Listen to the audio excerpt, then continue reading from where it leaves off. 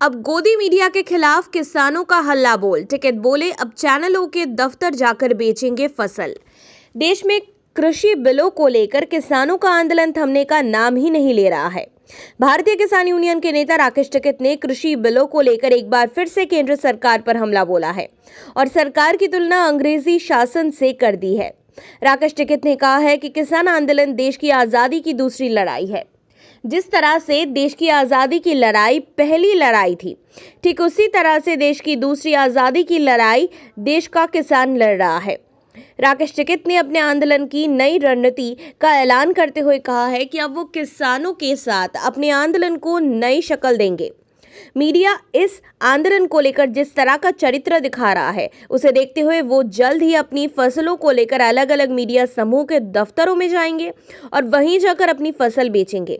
राकेश टिकैत ने अपने परिवार के लोगों के बारे में भी इस दौरान बात की और कहा कि मेरे परिवार वालों का मुझे पूरा सहयोग और समर्थन है।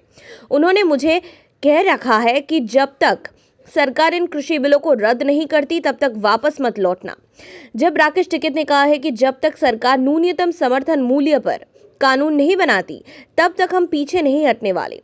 राकेश टिकैत के इस बयान पर एक मीडिया कर्मी ने तंज कसा और कहा कि टिकैत साहब, कहीं ऐसा ना हो कि इस कवायद में आपके सिर पर जो थोड़े बहुत काले बाल बचे हुए हैं, कहीं वो भी सफेद ना हो जाए। टिकैत ने इसका जवाब भी बेहद शानदार तरीके से दिया और कहा कि जीना यहाँ, मरना यहाँ, इसके सिवा जाना कहाँ, इसके अलावा वो और कहाँ जा सकते हैं। टिकैत ने एमएसपी पर कानून की मांग को पूरी तरह से जायज बताया। पश्चिम बंगाल विधानसभा चुनाव की चर्चा करते हुए टिकैत ने कहा है कि हम पूरे देश में किसानों को इन कानूनों के खिलाफ एकजुट कर रहे हैं। पश्चिम बंगाल भी हम गए थे, वहां के किसानों को भी हमने अपनी बातों से अवगत कराया। हमने बंगाल के लोगों से अपील और आह्वान किया है कि वो किसी भी हाल में भारतीय जनता पार्टी को वोट ना दे। यदि कोई भी भाजपा का नेता आपसे वोट मांगने आपके बीच आता है तो सबसे पहले उससे एमएसपी पर कानून बनाने की बात करे।